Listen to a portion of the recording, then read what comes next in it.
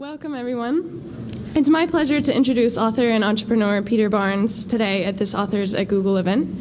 Peter is presently a senior fellow at the Tamales Bay Institute and author of the new book, Capitalism 3.0, A Guide to Reclaiming the Commons, which you all should have a copy of, and he'll be talking about that today.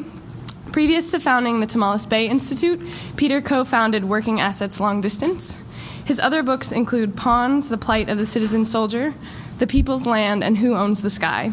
And his articles have appeared in The Economist, The New York Times, The Washington Post, The San Francisco Chronicle, and numerous other publications. So without further ado, please join me in welcoming Peter Barnes to Google. Thanks, Lacey. Let's see. It works. Okay. The magic of wireless. Well, thank you all for coming out here and dedicating your lunch to learning a little bit, I hope, about capitalism, although I suspect you already know a fair amount about it. If you came here because you thought I was going to teach you something about how to take better advantage of the capitalist system, I'm afraid you're going to be disappointed. What I am going to talk about, what this book is about some of the serious flaws in our economic operating system. The title obviously is a reference to the notion of operating systems. It also suggests that capitalism has evolved and can continue to evolve, which is one of the points here. But the main point I make in this book is that there are three big pathologies, or three big flaws, you might say, in the current operating system of capitalism. One is it destroys nature. Second is it widens the gap between rich and poor. And the third is, at the end of the day, it actually doesn't really do a good job of making people happy. So the first of these flaws is a serious, you might say, planet-threatening flaw. We see it most obviously in the case of climate change. And one of my main points is that unless we fix this flaw, we're doomed. But that's the bad news. The good news is that just like any operating system, there are ways to upgrade the capitalist operating system, and we can do it. I'm trying to make a somewhat long and story short here, and I want to try to explain how I think, I could talk about all the problems, but I think it's more interesting with creative systems thinking people like you to talk about solutions. What might an upgrade of capitalism actually look like? How can we preserve the virtues, of which there are many, of our current operating system while fixing those flaws, which there aren't so many, but the ones we have are quite serious. And I walk through the argument, obviously, in the book, and I'm just going to summarize it here. The gist of what I say is that the way to fix the operating system is to build a new sector of the economy, which is basically missing right now. And I call that the commons sector. And I talk a lot about the commons and our commonwealth in this book. So let me talk a little bit about what I mean by that. And I have a sense from my visit here today to Google that you understand a lot about the commons here already, both in the nature of your business and how you run your business. So a lot of this, I think, will be familiar to you. Everybody knows what private wealth is, obviously. Stock, money, houses, stuff that we own. individually. Commonwealth, the commons, is stuff that nobody seems to own. It's stuff that's out there. It consists of gifts that we all get, inherit, receive. We don't do anything to create. We receive these gifts and we share them. And a lot of these commons are invisible or hard to see unless you look carefully for them, but they're out there and they're enormously valuable. In fact, life depends on them and capitalism depends on them as well. And there are three broad categories of assets in the commons.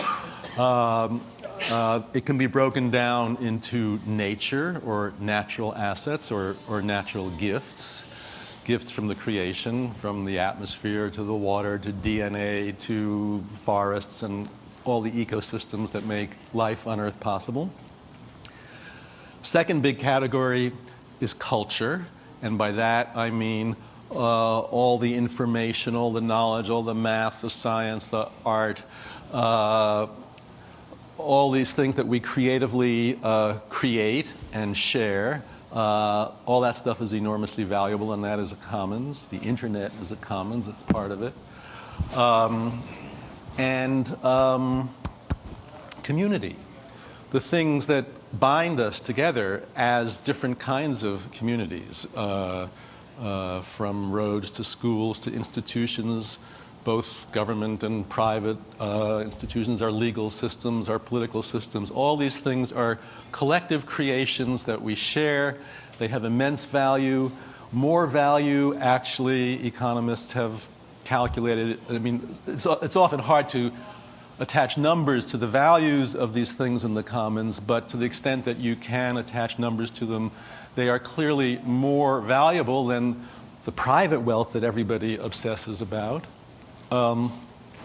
So, the problem with capitalism is that it destroys this common wealth just by its nature. There's privatization, there's appropriation, there's destruction, there's externalization. I don't know if these words mean anything to you now, but I talk about them in the book. These are sort of built into the current operating system of capitalism.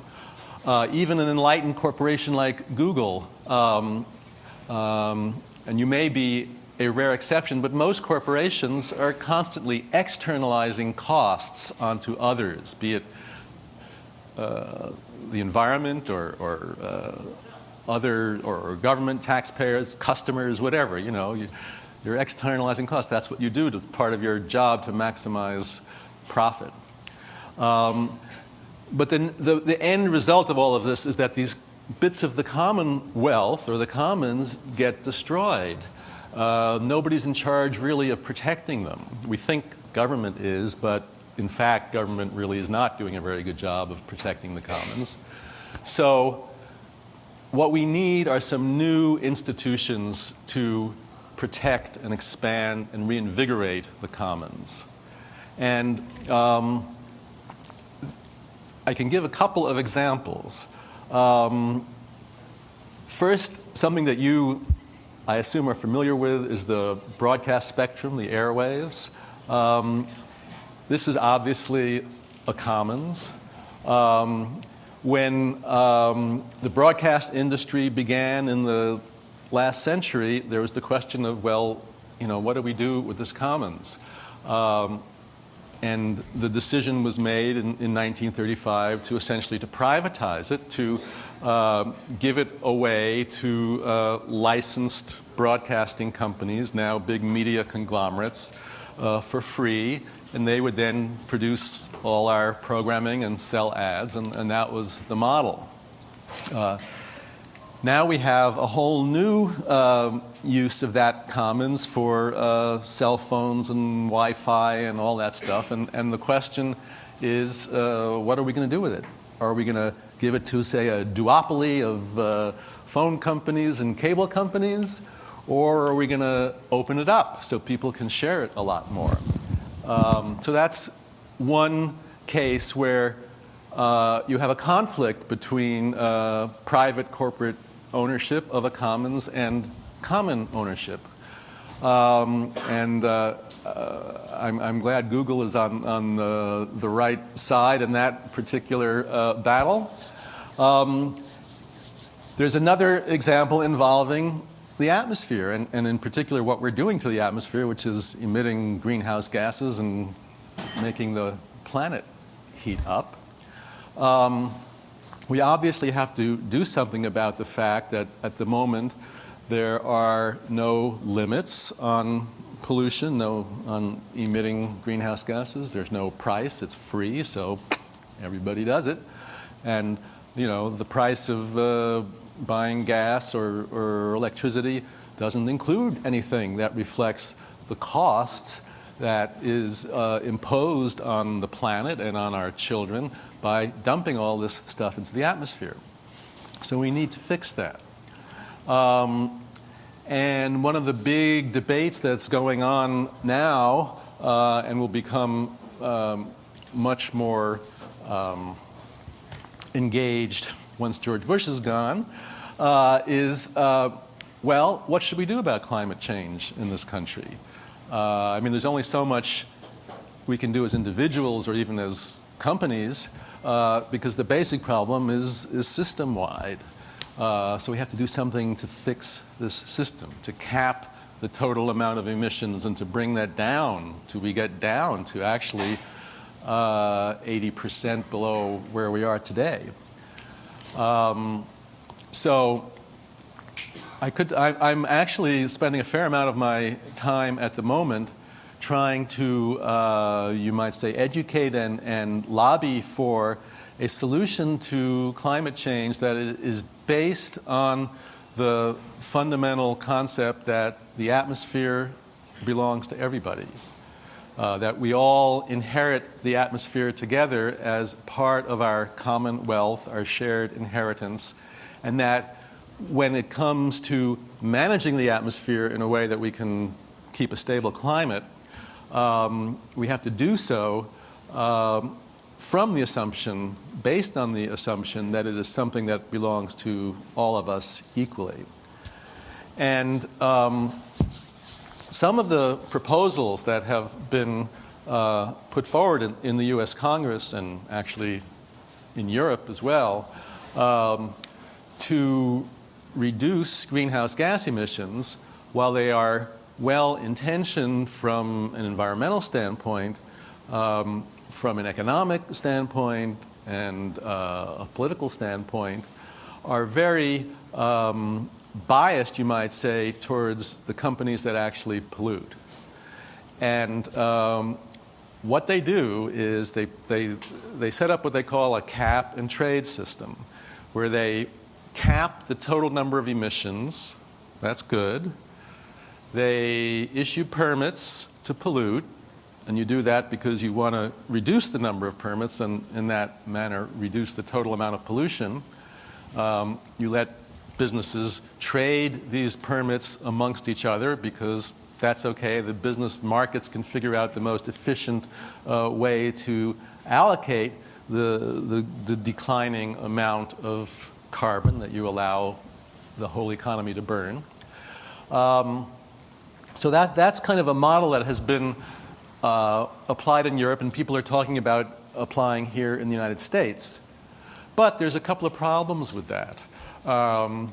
First, when you make the supply of these permits to pollute scarcer, you give them economic value. That's okay. But then when you give these permits for free to the historic polluting corporations, you're giving them a huge windfall. It would be as if the FCC just gave for free the broadcast spectrum to Verizon. Why would you do that? You would want to have an auction. So the same principle applies to the atmosphere, to the air, in its capacity as a waste sink. You wouldn't want to give it free to anybody, much less to a polluting corporation, just because they happen to have polluted a lot in the past. You'd want to auction it and have the revenue go for some public purpose. Anyway, that is an example of a kind of structural change in the operating system of capitalism that we need. And I'll just point out one other feature that is implicit in this and how it deals with the other flaw that I mentioned of the capitalist operating system, which is the fact that it inexorably increases the gap between the rich and everybody else.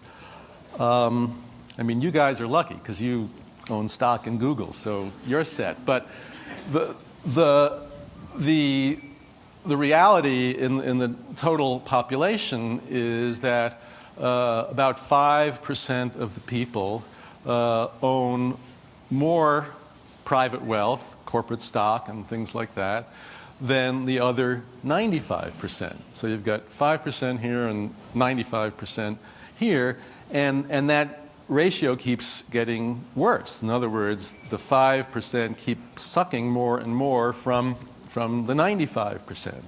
And that's because even though lots of you own stock, if you actually do an analysis of overall stock distribution in the United States, stock ownership distribution, it is very concentrated in the top 5% of the population.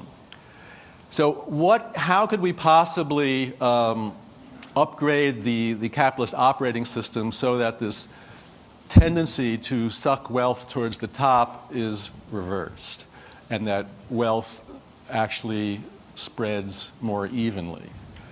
And I talk about several ways that might be done in the book, but one of them specifically relates to the example of the atmosphere that I was talking about a minute ago. So if you had a system where you take this commons, the atmosphere, and you hold it in a trust, that's the key to it. Since everybody owns it, how do we manifest that common ownership?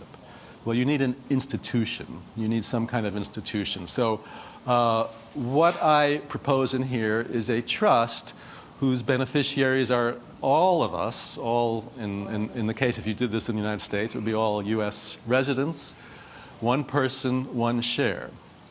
And so this trust issues these permits to emit, and each year it issues fewer and fewer, and eventually by 2050 you're issuing only 20% of what you're issuing today, so you've cut 80%. And you auction these permits, and the money comes into the trust. And then what does the trust do with all this money? Well, who are the beneficiaries? All of us, one person, one share. So the trust actually pays dividends. Like if you've ever been to Alaska or heard of what they have up in Alaska, the Alaska Permanent Fund, they got all this oil money coming in. And they give it out to every Alaskan, one person, one share. Last year, every resident of Alaska got about $1,500 in dividends from this fund. A family of 4 got $6,000. So it's not chump change. You could do that same thing with the revenue from the atmosphere, which, just like oil underground, is a common asset, a gift to all of us. The difference between the Alaska model with oil and what we're talking about here with the atmosphere is that the Alaskans are really lucky because Alaska sells its oil outside Alaska, the money comes to Alaska, and they split it up. So every Alaskan comes out ahead. That's nice. In the U.S., dealing with the atmosphere, it's a little bit different because we're not selling the atmosphere to Japan. We're using it ourselves. So when we sell permits to emit carbon, that extra cost is going into the price that you're going to pay for gasoline, which is fine because we should pay for that cost of polluting the atmosphere. So you're paying more. The average family is going to be out a couple $1,000s a year in higher prices once we start dealing with climate change. This is the downside of dealing with climate change. It's going to cost us real money.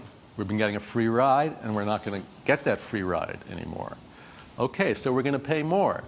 But that's going to depress our disposable incomes, which is not going to be either politically popular or good for the economy. So what are we going to do? Well, if you have these dividends, if you essentially you pay more but then you get the money back as a dividend, okay, you might come out ahead, actually. You might break even, you might lose. What it depends on is how much you pollute. The more you pollute, the more you're paying, which is appropriate. But then everybody gets back the same. So if you only pollute a little, if you conserve, you come out ahead. If you drive your Hummer to work, which I'm sure none of you do, it costs you bucks. But that's perfectly fair. The people who are polluting, in effect, are paying, and the people who are conserving are getting some kind of reward for that behavior. Anyway, but the net result of all of this, bear in mind, is that there is some redistribution of income. The system has another mechanism here for distributing income, which is one person, one share.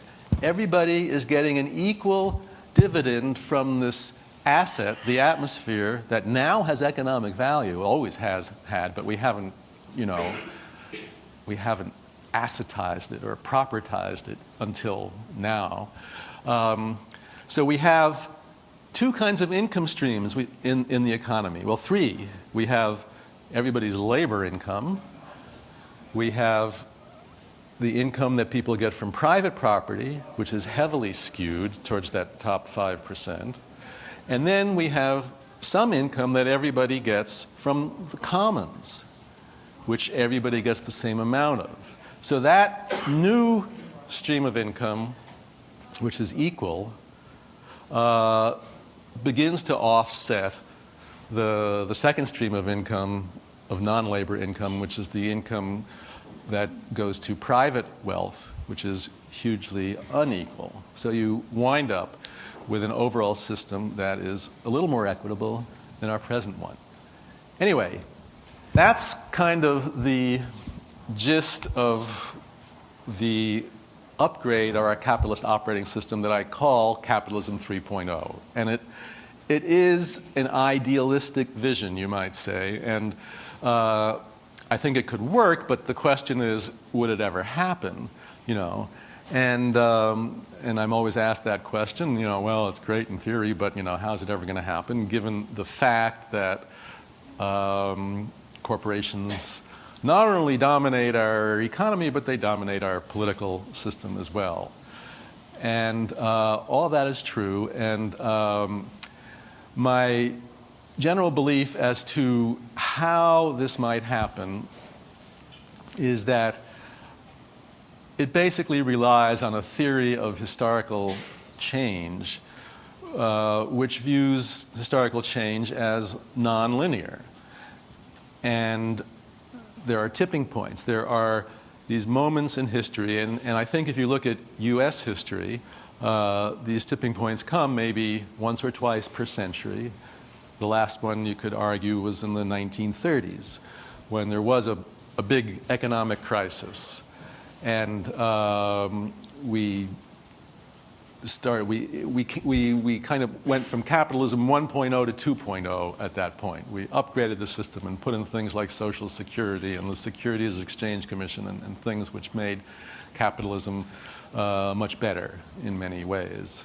I think we're approaching another such tipping point. It's impossible to predict exactly when it's going to happen or what's going to trigger it, but it could be as early as 2008, there could be a kind of a landslide election in 2008. I don't want to get too optimistic here, but it's not inconceivable. And if there is some kind of a ecological crisis or economic crisis which would kind of spur this nonlinear discontinuity, I think we could see some pretty significant changes in a relatively short period of time.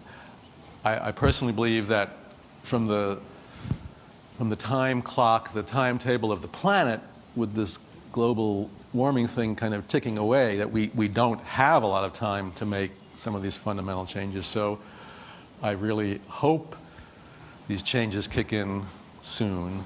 But I do think it's possible. I do think it could happen in the not too distant future. And of course, a lot depends on us and us getting active and involved and pushing our political leaders to do the right thing on a lot of these issues. Anyway, I'll stop there and be happy to throw it open to questions and comments and thoughts. Yeah.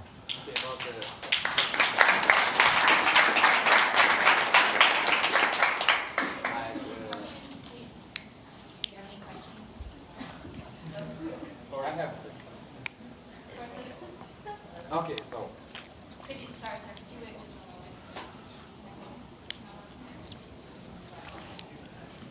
moment?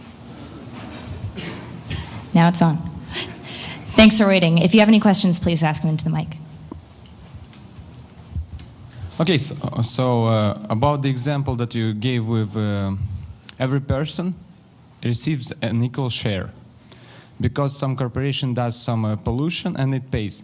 Now, this is actually, there's a small issue with the fairness of this system. If that corporation makes very big pollution just in one place, why should people from our places receive the same share as people that receive, live in that place where the pollution actually happens? So,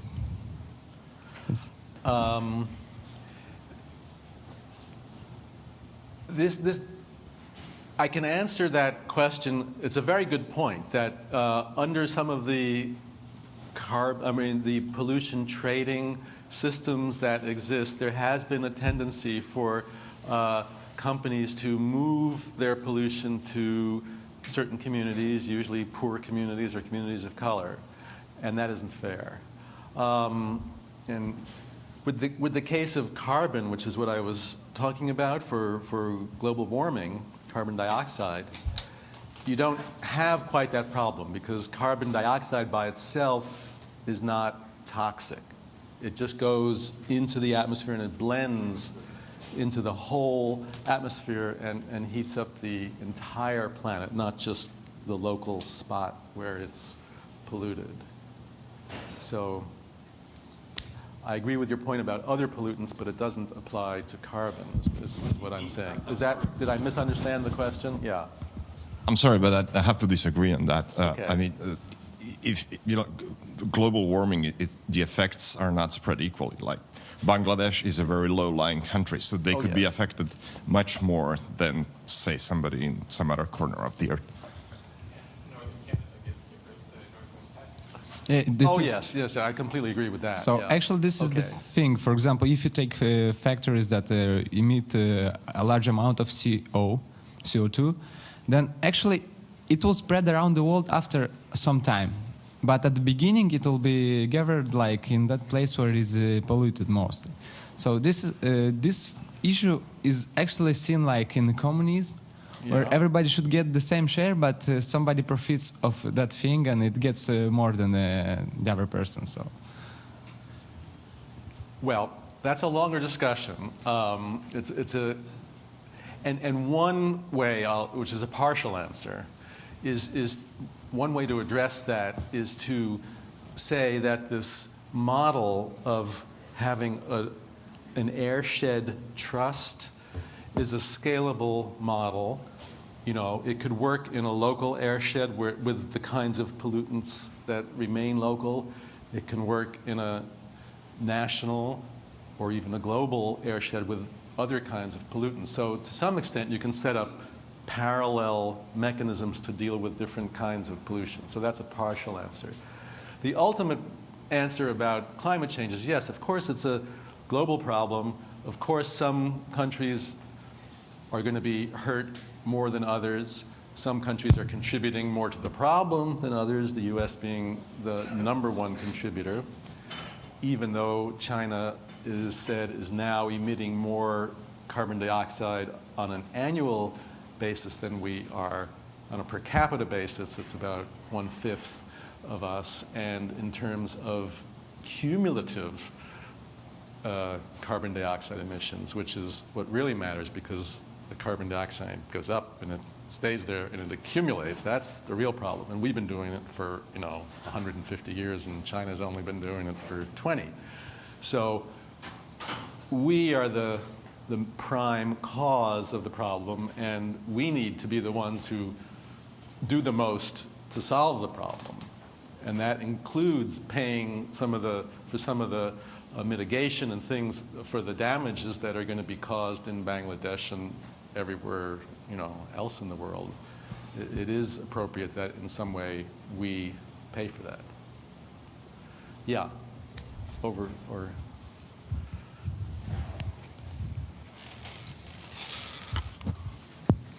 Thanks for coming to Google.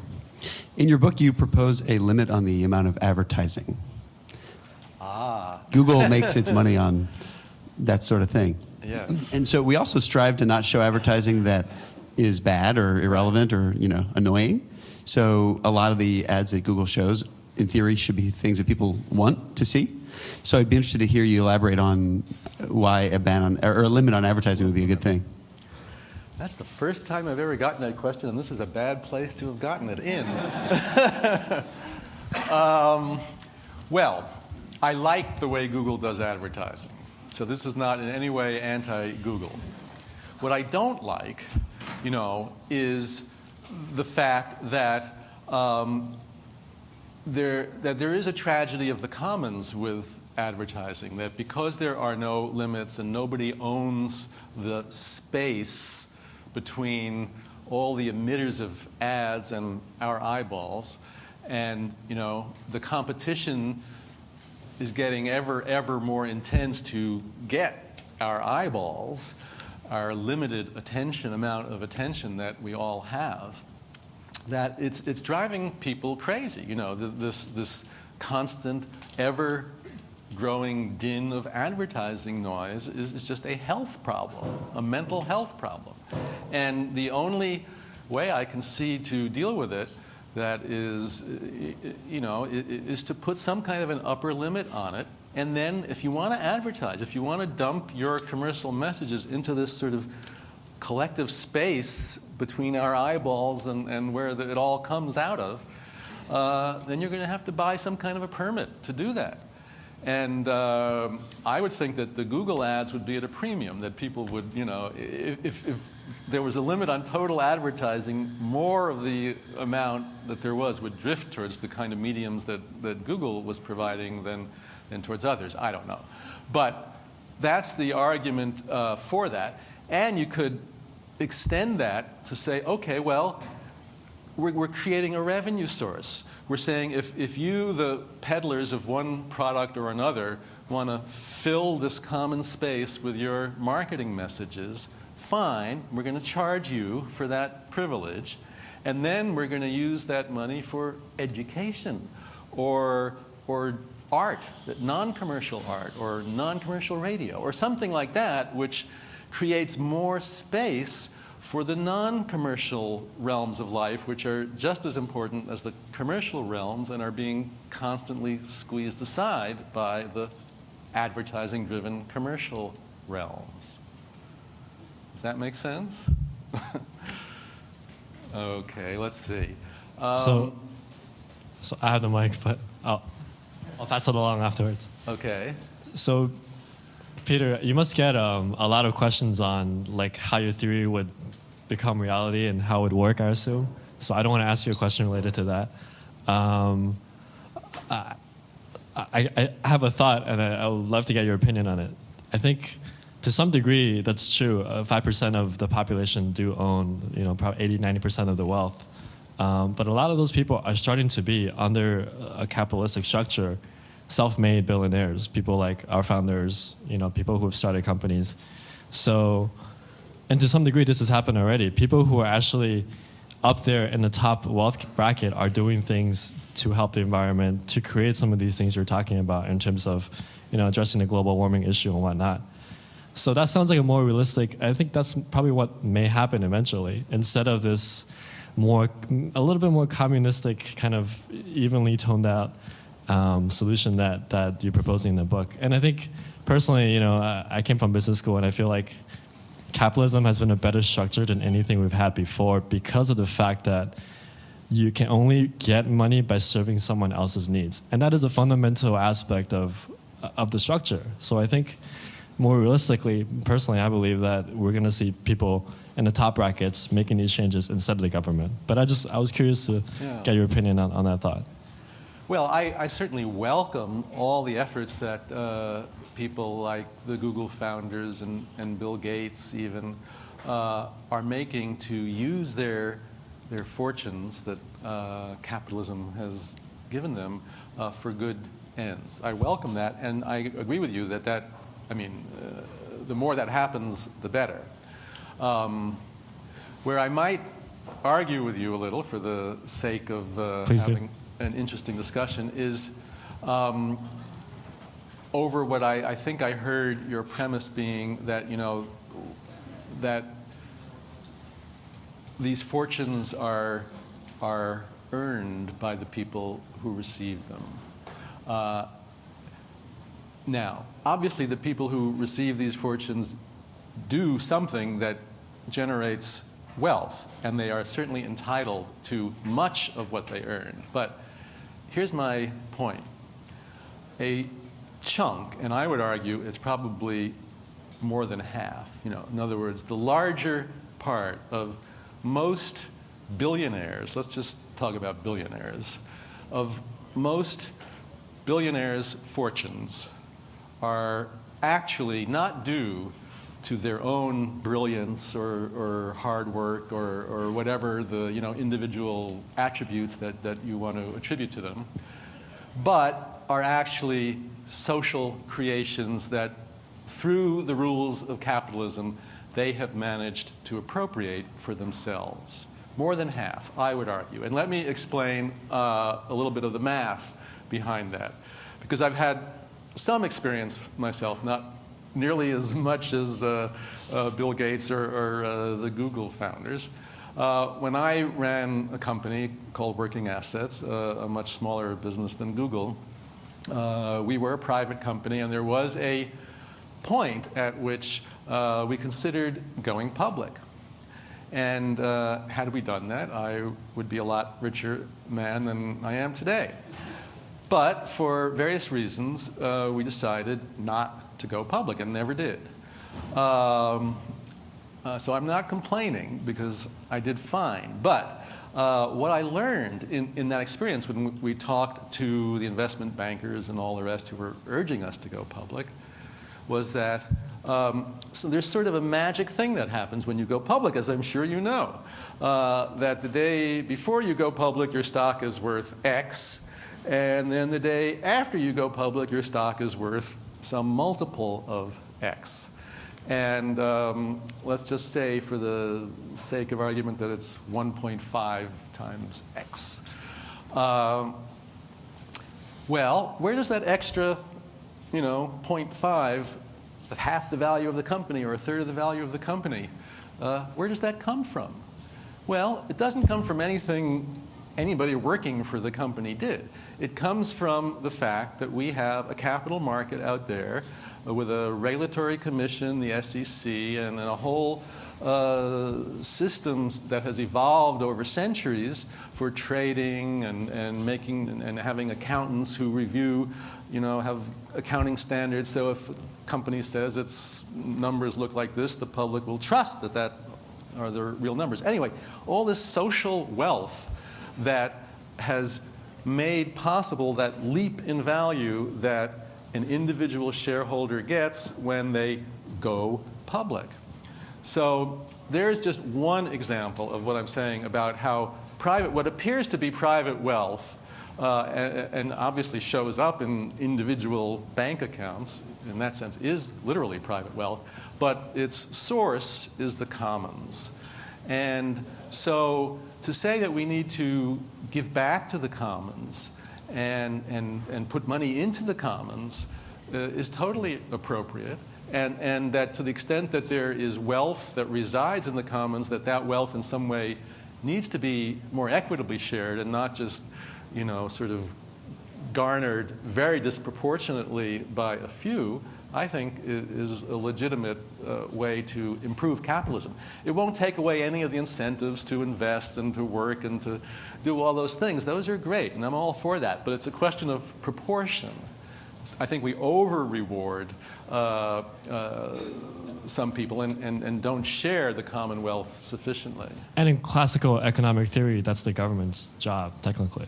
But of course, it's... Right. That is the classical economic theory. And what I'm saying is that government, we have a conundrum because the way our democracy works, who runs the government? Who dominates the government? It's the top 5%, in one form or another. So what we've seen in the last 50 years is less and less and less fulfillment of this important role of government. And so the question is, is there anything we can do about it? And so my conclusion is that government always tends to be dominated by the rich and powerful. That's just the way it is. Except for those rare moments in history, these windows of opportunity, and when there are these chances to change the system. And what I'm saying is that the next time there is such a window, we ought to use it to fix the system so that the system shares the commonwealth more equitably, regardless of who happens to hold political power. It's kind of a so this is a good segue actually into my question. Okay. So I believe that you have ideas that are sort of that you believe are different from just bigger government, yes, and more taxation. But when somebody asks me about this talk later, I won't be able to tell them. I haven't heard the details of. So can you drill down a little more and explain how the trusts idea that you're proposing is really different at a fundamental level from, say, just bigger government? So for example, for a couple issues, so how are the people who work for the trusts incented, right? And how is that different from the way people who work for government are incented? Who ultimately runs the trusts? If they're all just essentially like companies where everyone has an equal number of shares of them, then are they just essentially parallel democratic governments sort of sitting alongside the normal government? And how do you determine where the division is between the things that can be privately owned, that you continue to allow to be privately owned, versus the commons, right? And how is the creation of the trust different from just right, the government, non-privatizing things, publicly assuming ownership of more? Those are all very good questions, and it would take a fair amount of time to get into them. So let me sort of try to bite off a piece of it.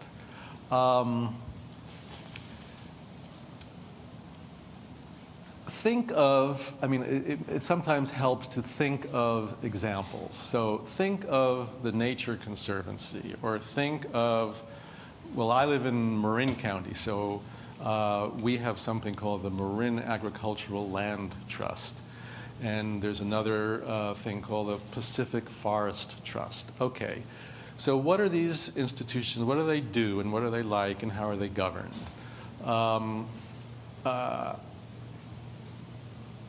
They hold property rights, like in the case of, say, the Marin Agricultural Land Trust. It will buy from a farmer, a rancher, the development rights and hold them in trust forever. And its board of trustees, or board of directors, whatever they call them, but let's call them trustees, have a fiduciary responsibility, just the way the directors of a corporation have a fiduciary responsibility. The corporate directors have a fiduciary responsibility to shareholders.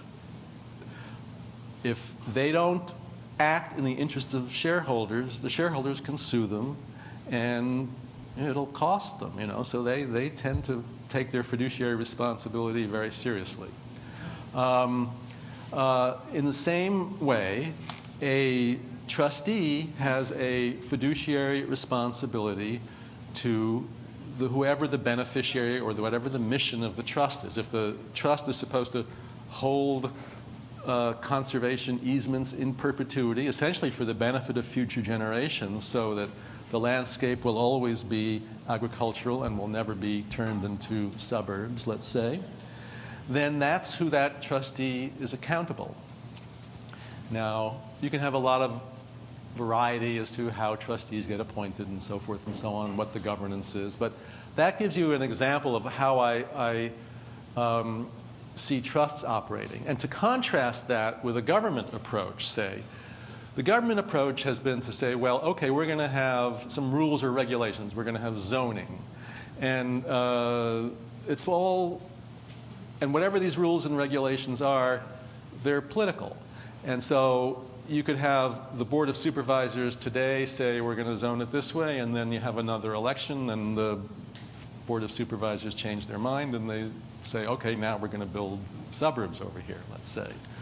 So the difference between government or politics and trusts is that trusts are more like economic institutions. They manage property, and they're bound. They can't change their minds. They can't sell out. They can't, you know. So is there any incentive for the people who work for those trusts to work harder? Oh, I see what you mean.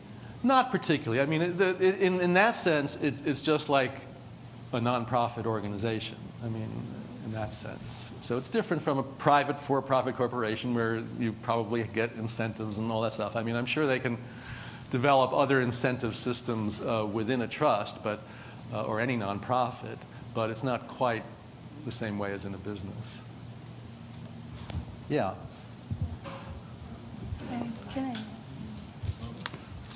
So my question kind of follows the previous one. So how do you think, are you optimistic about the trustees wouldn't be controlled by the top 5% of the people? And also you mentioned like, so the trustee is like an economic institution, so it would be work efficiently if like people have the right to sue them if it didn't work well. Yes. And so that sort of relies on the effectiveness of the system. But if the trust thing goes really big, it usually doesn't go that effective because the cost of like filing the litigation thing would be really high, and not everyone in the system could afford that. So that's my question. And second question is, so you mentioned the population trading system for the natural resource, and so how do you think it's going to apply to the cultural resource you mentioned as another kind of comment? Right. Like it seems to me you need to have a centralized standard for what is a good culture and what's pollution for the culture. So it seems kind of like censorship to me to some extent. So I would like to hear like how you think about this. Okay. Gosh, well, those are two big questions. Just out of curiosity, how are we doing on time? 5 more minutes. And how many more questions are there? Okay, 2 more questions then. Okay, so I'll just...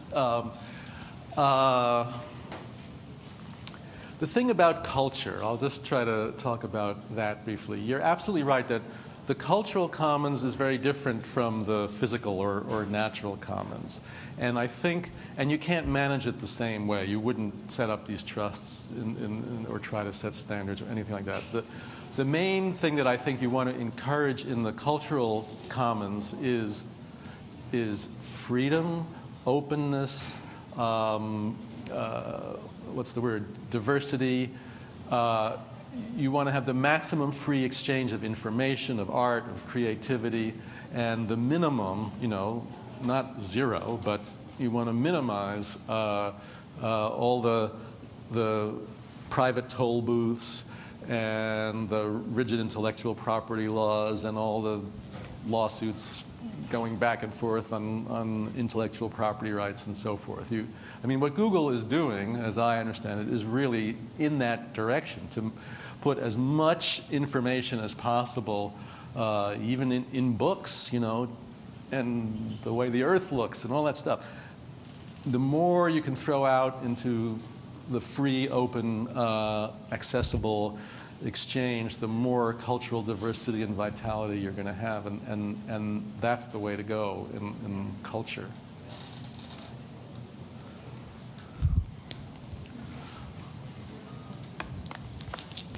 Thank you. It seems like one of your concerns is that you don't want the top 5% controlling the country, right? Right. And so I was wondering, when you're auctioning the right to pollute, it seems to me that that would benefit a larger company. And how would a smaller company have a chance to compete in this and kind of get into the market and get established? Well, it's true that the rich, will always be able to outbid the poor for these scarce resources. That is true. I think that happens anyway. I guess what I would say is that at least if you're making the rich pay more to use the atmosphere or any other scarce resource, and then you're sharing the income, at least the people who use it less are getting some money. They're being compensated by the rich who are using it more. But this from the fund goes to a person, right, or the Right. people. So the Right. company itself wouldn't, like, what would a smaller company who pollutes less, how would they benefit from paying less?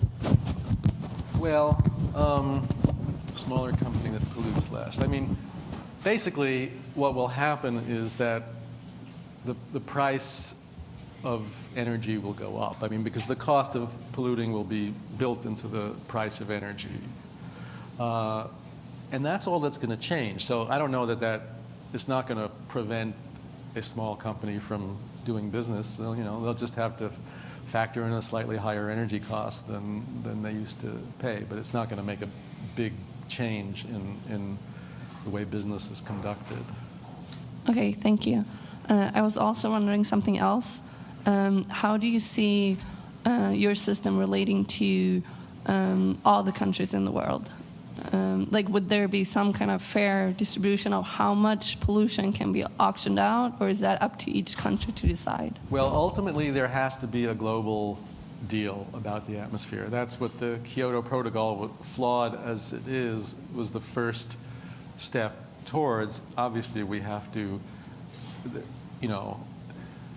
have a global deal that's stronger than Kyoto. But and what that looks like is, beyond my ability to say. It's complicated. But I do believe that there will not be a global deal until the U.S. does its domestic carbon limitations, because the rest of the world is just waiting for us. They have already all ratified Kyoto, and we're just sitting here polluting, and saying, screw you. So we've got to get our act together now, and then we can talk to the rest of the world and China and so forth and come up with a deal. That's high priority for whoever is the next president. Okay, thank you. Okay. Yeah. Oh, okay, you got it. So let's say that the trust plan is brilliant and perfect, and now it comes time to put the trust in motion. Yeah. So what is the incentive for the government or the big corporations to yield to trusts? So how do you come to or even a local government and say, okay, don't do it this way, don't try to manage it yourself, turn it over to us, we'll do a better job? How do you convince them, and how do you go against how do you go against the politics of it? You're right. It's a bit of a hard sell, but I'll give you one historical example where it's actually in politicians' self-interest to give this stuff away to another entity like a trust, and that is the Federal Reserve System. In a sense, our money is a commons, and we need somebody to manage our money supply. And the politicians finally, wisely decided that they don't want to be in the business of managing the money supply, because they don't want to have to vote for higher interest rates and stuff like that. So they said, okay, here, you guys who don't have to run for election, you run the money supply. And I could see the same kind of decision being made with regard to climate, where the politicians finally say, somebody's got to manage the atmosphere. We don't want to do it because that would put us in the position of having to raise everybody's energy prices. That's very bad politics. So we'll let you guys run it. sort of like a Fed, a carbon Fed or something like that. I mean, that is one, obviously this is an important question that has to be dealt with if it's going to happen in the real world. How do you make it politically palatable to those who have political power? So we're working on that. In the case of the climate one, I'm actively working to try to come up with a palatable political strategy. Well, thanks very much. Yeah, thank you guys for coming, and thank you, Peter, for your time today.